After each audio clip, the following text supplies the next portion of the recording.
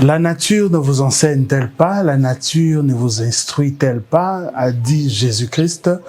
Et moi, j'ai étudié, j'ai analysé la vie des abeilles. J'ai appris une leçon que j'aimerais partager avec vous ce soir, cet après-midi, ce matin. Ça dépendra de l'heure à laquelle vous allez tomber sur cette vidéo. Je suis Tonton Lumia. Bienvenue sur CLB officiel. Je vous prie de rester avec nous parce qu'aujourd'hui, nous allons parler de faux bourdons. Les faux bourdons. Qui sont les faux bourdons? Quelles sont leurs missions, leurs rôles et surtout la leçon que nous avons tirée par rapport aux faux bourdons. Je vous prie de rester avec nous juste après ce générique. Le mot abeille est au féminin parce que la ruche est constituée généralement des abeilles des femelles. Ce qui explique que le mot abeille soit au féminin. Dans la ruche, donc la maison des abeilles, ça s'appelle la ruche. Dans la ruche, on a des faux bourdons. Les faux bourdons sont des abeilles mâles qui ont une mission très particulière et qui nous ont enseigné une leçon très particulière que j'aimerais partager avec vous, vous qui me suivez aujourd'hui. Je suis Tonton Lumia, je vais vous guider dans cette exploration.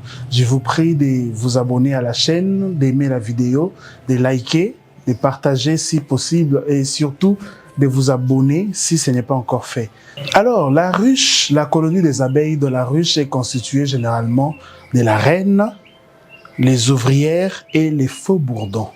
La reine, c'est elle qui donne naissance à toutes les abeilles.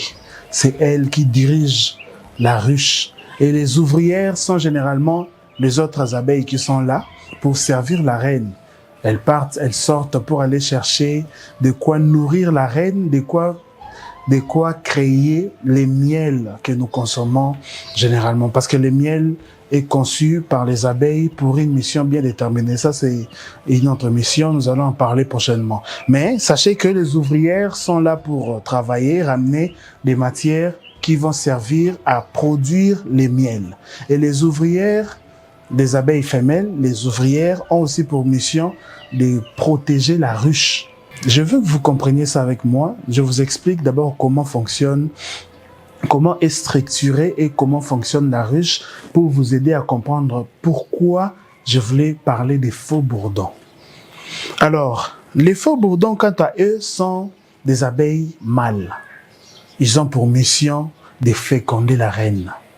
Donc, la reine doit donner naissance à d'autres abeilles. Alors, pour qu'elle soit fécondée, elle a besoin des abeilles mâles.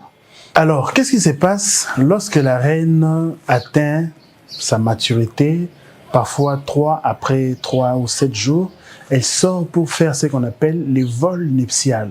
Le vol nuptial, c'est-à-dire que elle va voler pendant 15 à 20 jours pour s'accoupler avec des faux bourdons. Les faux bourdons, c'est-à-dire les mâles. Donc, elle va s'accoupler 15 à 20 fois. Elle va s'accoupler plusieurs fois.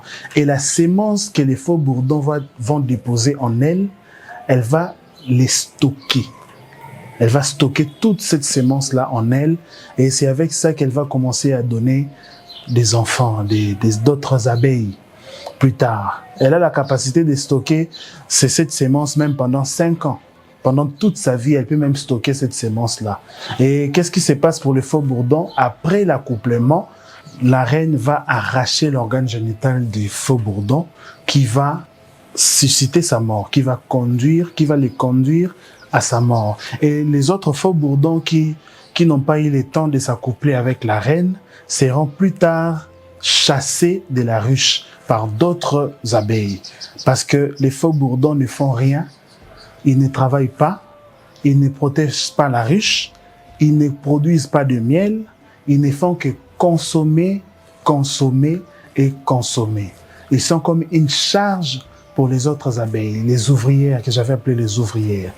Ils sont comme une charge. Et les abeilles qui travaillent jour et nuit pour produire le miel sont obligées de supporter les faux bourdons parce qu'ils ont leur mission de féconder la reine.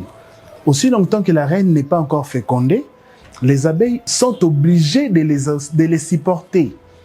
Et après la fécondation de la reine, c'est là que les abeilles prennent la décision de les chasser. Alors, cette organisation, analyse, cette histoire m'a permis de tirer une leçon. J'ai compris que dans la vie, nous avons ce que j'ai préféré appeler les aides de destinée. Dans la vie, nous avons des gens qui viennent pour nous aider dans notre destinée.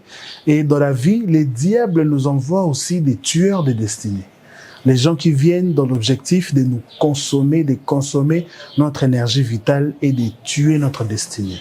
C'est ça, c'est dont je vais partager avec vous cet après-midi.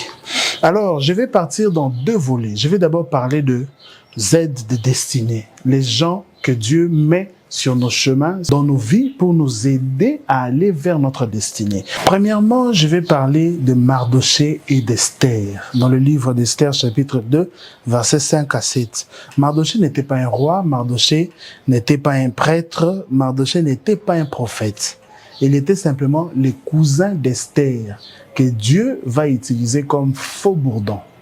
Il était d'abord, avant d'aller plus loin, avant de parler de ce qu'il a fait, je vais d'abord vous décrire qui était Mardoché. Mardoché était le cousin d'Esther. Je l'ai déjà dit, vous le trouverez dans Esther chapitre 5 verset 7, c'était son cousin. Ce n'était pas son oncle, parce que beaucoup de gens disent que Mardoché était l'oncle d'Esther. Ce n'est pas ça, c'était son cousin. Lisez dans Esther chapitre 5 verset 7, vous allez le voir. Et Mardoché exerçait une fonction administrative dans le royaume perse, dans l'empire perse. Parce que la Bible décrit que Mardoché s'est placé souvent devant les palais du roi. Or, les gens qui se plaçaient devant les palais du roi, c'était généralement les fonctionnaires du roi. C'était des administratifs, les gens qui occupaient une fonction administrative dans le palais royal. C'est ce qui a même permis que Mardoché soit au courant de certaines informations qui se disaient dans les palais. Alors, Mardoché a pris sous son aile, Mardoché a hébergé dans sa maison sa cousine Esther. Esther qui avait une très grande destinée, mais qui ne savait pas où commencer. Esther qui avait une très grande destinée, mais qui ne savait pas comment faire pour réaliser ses projets. Mais Dieu va utiliser Mardoché comme faux bourdon pour pousser Esther vers le roi, les mains du roi. Parce que lorsqu'on a commencé à chercher la femme pour le roi, on a chassé la reine, comment elle s'appelait déjà, Vasti. Vasti s'est rébellée, elle s'est montrée impolie face au roi. Alors on l'a mis dehors, le roi a demandé à ce qu'on lui cherche une autre femme. Je ne vais pas entrer en détail parce que vous connaissez l'histoire. Je ne suis pas là pour vous relater l'histoire. Je suis là pour vous transmettre la leçon sur les faux bourdons. Alors, Mardoché va conduire Esther dans le palais. Il lui donne des conseils précis, disant que lorsque tu seras devant le roi, ne révèle pas que tu es juif, tu es hébreu, ne fais pas ceci, ne fais pas cela. Il lui donne une série de conditions. Il lui donne des conseils qu'Esther devait suivre à la lettre. Heureusement pour Esther, elle a suivi ses conseils à la lettre jusqu'à la fin. Et qu'est-ce qui va suivre? Elle a été sélectionnée par les rois. Elle est devenue reine dans l'empire perse. Reine de l'empire perse grâce à Mardoché. Parce que Mardoché a été le faux bourdon que Dieu a utilisé pour propulser Esther. C'est ainsi que dans nos vies, Dieu envoie des faux bourdons, des personnes qui viennent dans l'objectif de nous pousser vers notre destinée. Dieu nous envoie des gens comme ça. Tu rencontres peut-être quelqu'un par hasard, vous devenez amis. Peut-être que cette personne n'a rien, il n'a peut-être pas d'argent, mais il te donne des conseils, il te donne certains conseils qui te poussent vers l'avant. Tu es peut-être avec cette personne, mais depuis que tu es avec cette personne-là, tu remarques que ta vie a changé. Parce qu'il y a des gens que moi j'ai appelé les aides de destinée. Les gens que Dieu envoie à nos côtés pour nous pousser vers notre destinée. Ce sont des faux bourdons qui viennent pour féconder la reine.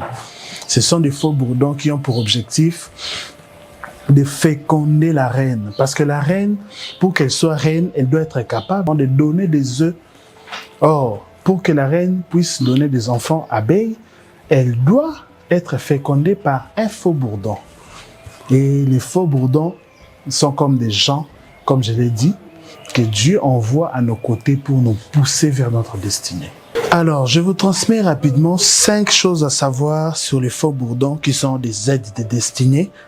Le premier élément, c'est que les faux bourdons qui sont comme des aides de destinée, ils fécondent spirituellement. Ils te fécondent spirituellement. C'est-à-dire que la fécondation du faux bourdon symbolise l'activation d'une sémence. Certaines personnes sont envoyées pour activer notre potentiel, réveiller ton appel, te pousser à enfanter ce que Dieu a déposé en toi. C'est ça d'abord la première mission d'un faux bourdon, aide de destinée. Il vient réveiller la chose qui dort en toi. Il vient réveiller la chose, la sémence que Dieu a déposée en toi. Et vous allez remarquer que avec Mardoché et Esther, Mardoché va aller réveiller la royauté qui était en Esther. Parce que Esther avait déjà cette sémence-là en elle. Dieu avait déjà placé ça en elle. Mais Mardoché va être le faux bourdon que Dieu va utiliser pour réveiller cette royauté. Deuxième élément, ils te conduisent vers ta destinée. C'est comme je viens de le dire, les faux bourdons conduisent la reine dans un acte qui détermine l'avenir de toute la ruche. Les faux bourdons conduisent la reine dans un acte qui détermine l'avenir de toute la ruche. Cet acte, c'est la fécondation, comme je l'ai dit, l'accouplement, parce que la reine va faire les vols nuptiales et va aller s'accoupler avec des faux bourdons. Et ce sont des faux bourdons qui vont féconder la reine. Et maintenant, dans cette vie, nous avons des faux bourdons comme Mardoché qui viennent féconder, donc qui vous amènent à produire, à poser des actes qui détermineront votre avenir. Il y a des faux bourdons que Dieu envoie dans nos vies qui nous poussent à faire des actions qui déterminent, qui nous poussent en réalité vers notre avenir. Tu vas rencontrer quelqu'un qui va peut-être te pousser à étudier. Tu étais négligent peut-être avec les études, mais cette personne-là commence à te pousser vers les études. Il te pousse, elle te pousse vers les études. Elle te pousse, fais telle formation, fais ceci, fais cela. Peut-être que dans ces actions, dans les actions dont elle te pousse à faire, ces actions-là vont te conduire vers ta destinée. C'est ce qu'on appelle les faux bourdons. Parce que Mardoché, des faux bourdons d'Esther, Mardoché va pousser Esther à aller au concours du roi. Parce que c'était comme un concours. Il y avait d'autres vierges qui étaient là. Il fallait être la meilleure de toutes les femmes vierges qui étaient là. Alors Mardoché a poussé Esther dans cette aventure. Esther va devenir reine plus tard. Troisième élément, les faux bourdons qui sont des aides de destinée, ils ne deviennent pas tes ennemis après l'élévation. Les faux bourdons qui sont des aides de destinée ne deviennent pas des ennemis après l'élévation. Si vous remarquez dans la vie de Mardoché, Mardoché n'était pas devenu jaloux. Il n'était pas devenu jaloux d'Esther parce qu'Esther est devenue reine, alors lui il devient jaloux. Non. Les faux bourdons qui sont des aides de destinée ne deviennent pas jaloux des gens qu'ils ont propulsés. Si tu remarques que tu traînes avec des gens qui jalousent les autres, sache que ce sont des tueurs de destinée. Ils sont des tueurs de destinée parce que les aides de destinée, les faux bourdons que Dieu utilise pour nous pousser vers notre destinée, ne vont pas jalouser les autres. Surtout si c'est par lui que tu as trouvé ce travail-là. Il y a des personnes que Dieu peut utiliser pour te donner un travail. Tu es en galère, tu es au chômage, tu cherches du travail, tu n'en as pas. Mais Dieu utilise un ami qui vient te donner du travail à toi. C'est un faux bourdon que Dieu va utiliser pour te propulser. Mais cette personne-là ne deviendra pas jaloux de toi. Si cette personne devient jaloux et il commence à jalouser ton élévation, alors que c'est lui-même qui t'a propulsé, sache que c'était un faux bourdon tueur de destinée.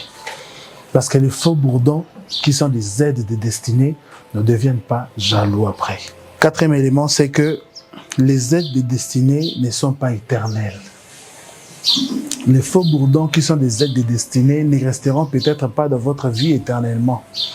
C'est pourquoi vous verrez que vous étiez bien avec quelqu'un, après un moment, cette personne peut partir. Ne t'en veux pas parce que certaines personnes te quittent. Ce n'est pas seulement parce que tu es mauvais ou ce n'est pas seulement parce que ces gens sont mauvais, mais seulement leur mission auprès de vous est finie et ils sont partis. Parce que les aides de destinée, les faux bourdons qui sont censés être des aides de destinée pour toi, ne sont peut-être pas éternels. Si vous lisez même dans l'histoire de David et Jonathan, vous allez les remarquer. Jonathan, le fils de Saoul, a aidé David.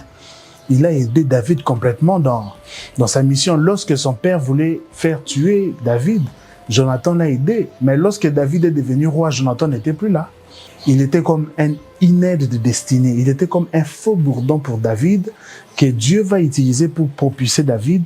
Mais après un moment, Jonathan était parti. Certains faux bourdons ne restent pas là toute votre vie. Les faux bourdons ne resteront pas éternellement.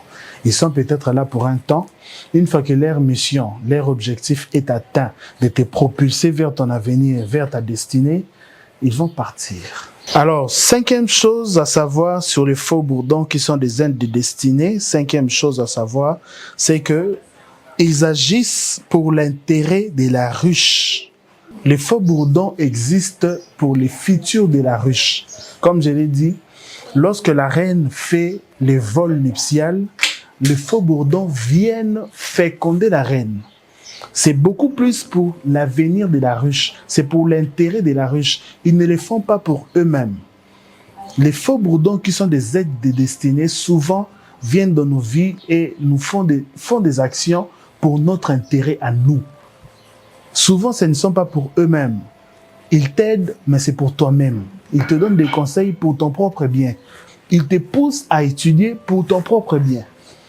Et très souvent, les parents sont comme les faux bourdons qui sont des aides de destinée parce que nos parents nous poussent souvent à des choses qui sont pour notre bien. Je n'ai jamais vu un parent pousser son enfant à agir pour son malheur. Je ne sais pas s'il y en a, mais moi, en tout cas, je n'ai jamais vu.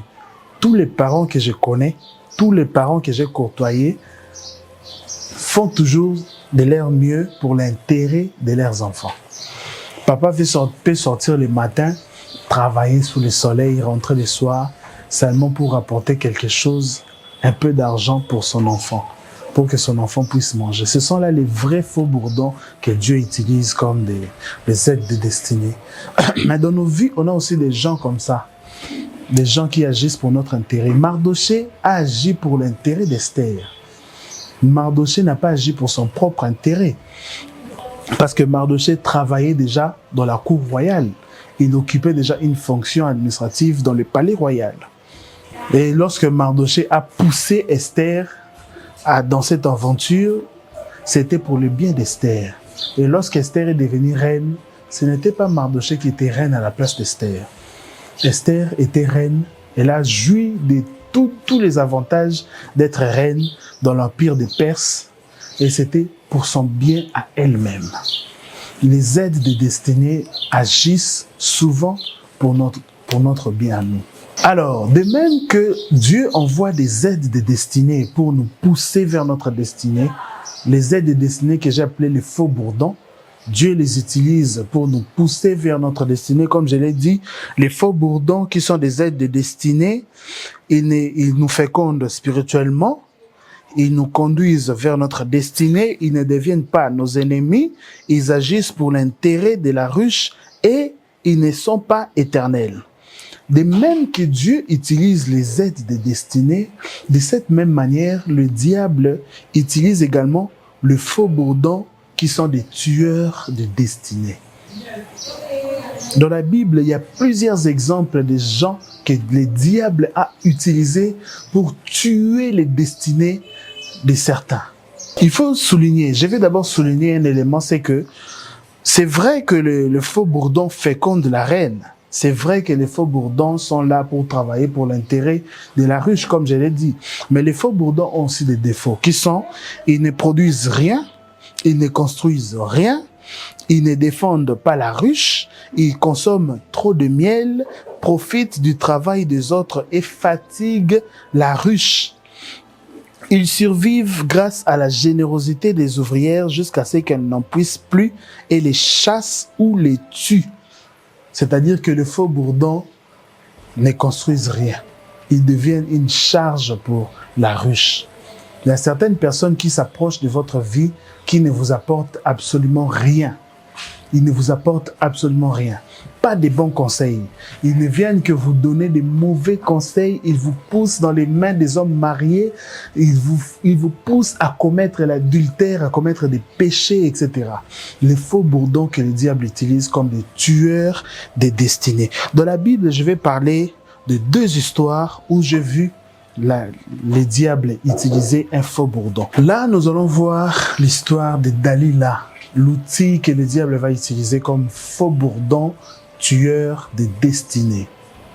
Puisque les Philistins n'avaient pas la force ou le pouvoir d'anéantir Samson, parce que Samson était imbattable, il était très fort, ils vont utiliser une femme, un outil que j'ai appelé les faux bourdons, tueurs de destinée. Ils vont utiliser Dalila.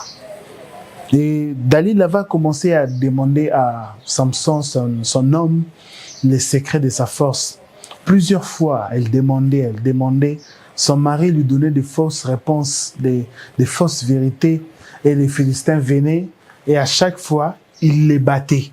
Et malheureusement pour lui, il va succomber un jour pour dévoiler toute la vérité à sa femme. Il va dévoiler toute la vérité à Dalila et finalement, malheureusement pour lui, le destin de Samson sera dérouté. Les diables utilisent des agents comme ça. Les diables utilisent des gens. De la même manière que Dieu nous envoie des gens pour nous aider à aller vers notre destinée, de cette même manière, les diables envoient également des gens auprès de nous pour nous détourner de cette destinée. Dieu avait destiné Samson pour terrasser les Philistins parmi les juges, parce qu'en ce temps-là, les pays étaient dirigés par des juges. Samson était un juge en Israël. Et malheureusement pour lui, il va succomber sous les charmes d'une femme tueur de destinée. J'ai analysé les caractères de cette femme, Dalila. J'ai remarqué 4 éléments que je vais partager avec vous. Les faux bourdons qui sont des destructeurs, les faux bourdons qui sont des tueurs de destinée, savent flatter pour mieux vous vider.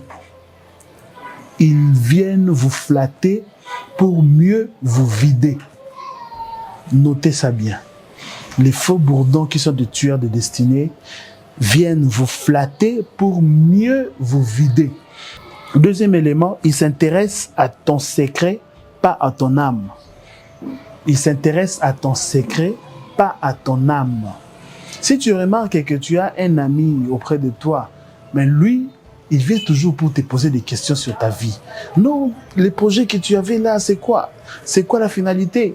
Ta vie là, comment tu fais pour gagner de l'argent? Il veut à tout prix savoir comment tu fais pour avoir ceci, cela. Il veut à tout prix connaître ton secret. Attention avec de telles personnes. Ce sont souvent des faux bourdons que le diable utilise pour nous tuer, pour tuer notre destinée.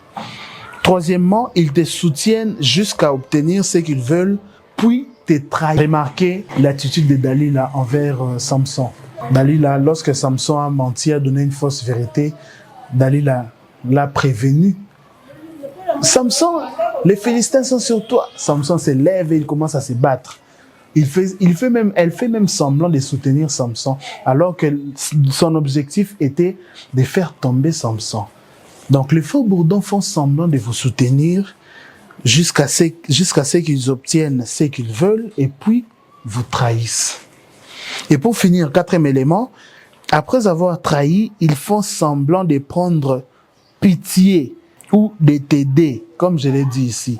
Dans Juge chapitre 16, verset 20, vous allez remarquer, lorsque Dalila a coupé les cheveux de Samson, elle a coupé les cheveux de Samson et puis elle va crier « Samson, les Philistins sont sur toi !» Elle fait semblant d'aider Samson. Les faux bourdons qui sont des tueurs de destinée sont comme ça. Ils vont faire semblant de t'aider alors qu'en réalité, c'est lui qui t'a poignardé dans le dos. Il va faire semblant de venir te parler. « Oh, maouin », comme nous ici on dit en lingala. « Maouin, oh pitié, oh c'est triste, oh malheureusement, pourquoi c'est arrivé comme ça ?» Alors que c'est lui ou c'est elle qui est derrière ça. Elle vient comme si elle vient te consoler parce que tu as perdu ton fiancé.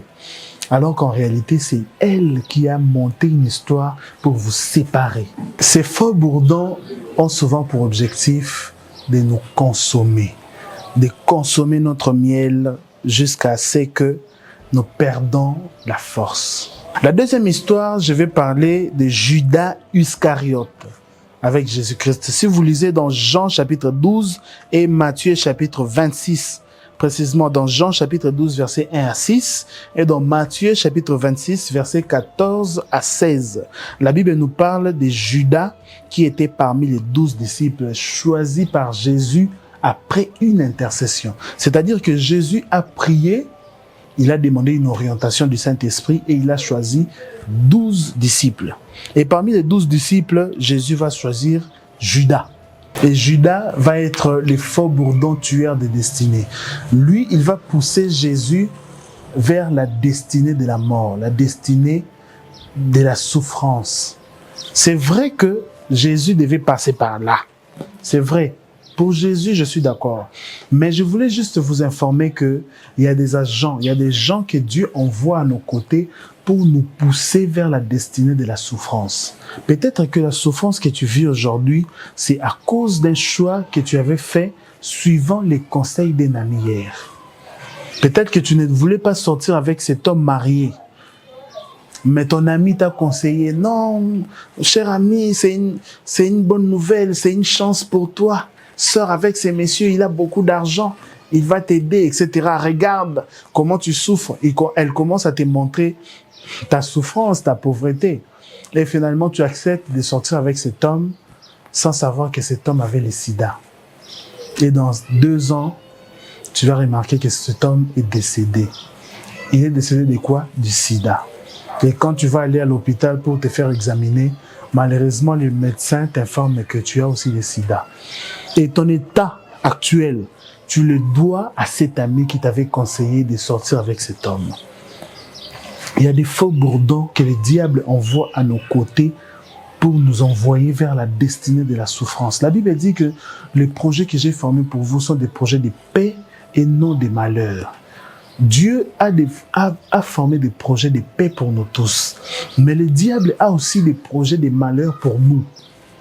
Alors, puisqu'il y a 2 chemins devant nous, la Bible dit que je mets devant toi 2 chemins, la vie et la mort, mais je te conseille de choisir la vie. C'est-à-dire que Dieu nous recommande de choisir les chemins que lui a destinés pour nous. Ce qui est des projets de paix et non de malheur. Mais le diable envoie des agents à nos côtés, comme des Judas, pour nous pousser à choisir l'autre chemin qui mène vers la souffrance. C'est comme Judas, aux côtés de Jésus. Il va être le faux bourdon tueur des destinées. Il va conduire Jésus vers un destin de souffrance. J'ai remarqué quelques caractéristiques, 4 caractéristiques sur Judas. Je vais vous donner ça rapidement pour vous permettre de reconnaître directement les agents du diable qui sont des tueurs de destinée. Les tueurs de destinée envient. Ils envient. Ils envient. L'envie est le premier signe du faux bourdon destructeur. Ils ne supportent pas que d'autres expriment leur amour ou leur zèle. Lorsque tu es aux côtés de quelqu'un qui a de l'envie, qui commence à envier les autres, qui envie les autres rapidement, tu vois une personne qui devient riche, achète une voiture et ton ami là commence à l'envier rapidement. Et parfois, il ne supporte pas l'amour des autres, l'élévation des autres. De telles personnes sont souvent des destructeurs, des tueurs de destinée. Une fois que tu remarques que ton ami, ton proche est comme ça, fais attention. Deuxième élément, les tueurs de destinée volent. Ils volent. Judas Iscariote volait. Judas Iscariote volait, c'est qu'on mettait dans la caisse. Je l'ai dit ici, parce qu'il tenait la caisse du ministère de Jésus. Parce que lorsque Jésus marchait, il y avait des gens qui contribuaient. La Bible dit dans Luc chapitre 8, je crois, ou chapitre 1, verset 8, je crois, la Bible dit que Jésus était soutenu par des femmes comme Suzanne, Marie de Magdala, etc. Il y avait des femmes qui contribuaient avec leurs biens. Et Judas était le caissier. C'est lui qui percevait l'argent, qui percevait les subventions. Alors, dans Jean chapitre 12, verset 6, on nous dit que Judas volait l'argent de la caisse. Les tueurs de destinée sont des voleurs. Troisième élément, ils sont manipulateurs. Manipulateurs. Dans Matthieu chapitre 26, verset 25, lorsque Jésus prend un repas avec ses disciples, il va dire l'un d'entre vous va me trahir. Et Judas va poser la question à haute voix pour manipuler l'opinion publique. Judas va demander à Jésus, ce n'est pas moi, n'est-ce pas? Il pose des questions stratégiques à Jésus pour manipuler la foule. Alors que dans Matthieu chapitre 15, verset 16, il avait déjà perçu l'argent. Si vous lisez, remarquez bien ce que je dis. Judas avait déjà perçu l'argent pour vendre Jésus. Il avait déjà perçu l'argent, on lui avait déjà donné l'argent. Et il cherchait maintenant comment faire pour vendre Jésus. Or, dans Matthieu chapitre 26, verset 25, donc plus tard, il va poser la question à Jésus pour savoir, est-ce que c'est moi qui vais te vendre, qui vais te trahir? Je ne sais pas si vous comprenez. C'est ce que j'ai appelé la manipulation. Il va poser la question devant tout le monde pour manipuler l'opinion publique, alors qu'en réalité, il avait déjà pris l'argent pour vendre Jésus. Il n'avait pas encore de stratégie sur comment faire, il cherchait encore comment vendre Jésus, mais il fait semblant. Les faux bourdons sont comme ça. Il est déjà en train de travailler sur comment te licencier de ce travail-là, mais devant toi, il fait semblant. Il fait semblant de t'aimer. Il fait semblant de te soutenir. Ça, ce sont des faux bourdons, tueurs de destinée. Alors, le dernier élément pour reconnaître les caractéristiques de Judas, c'était il va trahir. À la fin, il trahit. Les faux bourdons sont des traîtres. Les faux bourdons trahissent facilement. Facilement.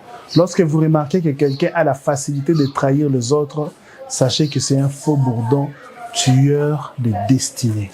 Alors, je vais terminer par ici. Je vais vous donner 2 éléments pour savoir comment réagir quand nous faisons face aux faux bourdons destructeurs ou faux bourdons tueurs de destinée. Lorsque vous faites face aux faux bourdons tueurs de destinée, vous devez faire quoi? Premier élément, garder une attitude de prière. La Bible dit dans Jude chapitre 1 verset 24, à celui qui peut vous préserver de toute chute. Jude chapitre 1 verset 24, c'est-à-dire c'est Dieu qui peut nous préserver de toute chute. Alors l'élément que nous devons faire, la chose que nous devons faire premièrement, c'est de garder une attitude de prière. Lorsque vous constatez que votre ami, votre proche est un faux bourdon tueur de destinée, commencez à prier pour que Dieu vous préserve de son plan, pour que Dieu vous préserve de son influence, pour que Dieu vous préserve de ce que le diable compte faire avec cette personne dans votre vie. Alors, deuxième élément, c'est le dernier élément d'ailleurs, c'est éloignez-vous. La Bible dit dans 1 Corinthiens chapitre 15 verset 23, ne vous y trompez pas, les mauvaises compagnies corrompent les bonnes mœurs. Heureux l'homme qui ne marche pas selon les conseils des méchants, qui ne s'arrête pas sur la voie des pécheurs et qui ne s'assied pas en compagnie des moqueurs. Donc, la deuxième solution, c'est de vous éloigner. Si vous remarquez que votre ami est un faux bourdon tueur de destinée, éloignez-vous. Parce que ces gens ne viennent pas dans l'objectif de vous aider. Le diable les envoie dans votre vie pour tuer votre destinée, pour vous pousser vers la destinée de la souffrance. Je pense que je l'ai suffisamment expliqué pour que vous puissiez comprendre comment reconnaître un faux bourdon, aide de destinée, et comment reconnaître un faux bourdon, tueur de destinée. Alors pour terminer, sachez que les faux bourdons qui sont des aides de destinée viennent pour féconder notre futur et les faux bourdons du diable viennent pour épuiser notre miel. Alors apprenez à distinguer qui sont autour de vous. Apprenez à distinguer qui est la personne avec qui tu t'es attaché. Qui est cet ami qui s'est accroché à toi? Est-ce un faux bourdon du vin ou un faux bourdon du diable? Si vous remarquez que c'est un faux bourdon du vin, au travers des explications que je vous ai données ici, je vais les répéter rapidement pour vous aider. Je ne vais pas tout dire, mais je vais juste citer quelques éléments pour reconnaître un faux bourdon divin, comme je l'avais dit. Les faux bourdons divins te fécondent spirituellement. C'est ce que j'avais dit. Les faux bourdons divins, les faux bourdons qui sont des aides de destinée, ils te conduisent vers ta destinée. Ils ne deviennent pas tes ennemis. Ils agissent pour l'intérêt de la ruche, pour ton intérêt à toi. Et les faux bourdons divins savent qu'en partir, donc ne sont pas éternels. Ça, c'est comment reconnaître un faux bourdon du vin. Et comment reconnaître un faux bourdon qui vient du diable, j'avais donné quelques éléments. en ce qui concerne Dalila, c'est que il te flatte pour mieux te vider. Ils s'intéressent à ton secret, pas à ton âme. Ils te soutiennent jusqu'à obtenir ce qu'ils veulent, jusqu'à ce qu'ils obtiennent ce qu'ils veulent, puis te trahissent. Et aussi, après t'avoir trahi, ils font semblant de te prendre au pitié. Ça, c'était par rapport au faux bourdon Dalila. Parce que si vous remarquez ces choses, vous allez comprendre que cette personne est un faux bourdon. Et en ce qui concerne Judas, j'avais dit, ils envient, ils sont voleurs, ils sont manipulateurs, ils sont traîtres. Donc, ces éléments vont vous aider à reconnaître les faux bourdons qui sont des tueurs de destinée. C'était Christian Lumia dans cette émission. Vous étiez sur CLB officiel. Je vous prie d'aimer la vidéo, de laisser un commentaire si vous avez des questions. S'il y a des choses que vous n'avez pas bien compris, posez les questions dans les commentaires. Et d'ici là, portez-vous bien. À la prochaine.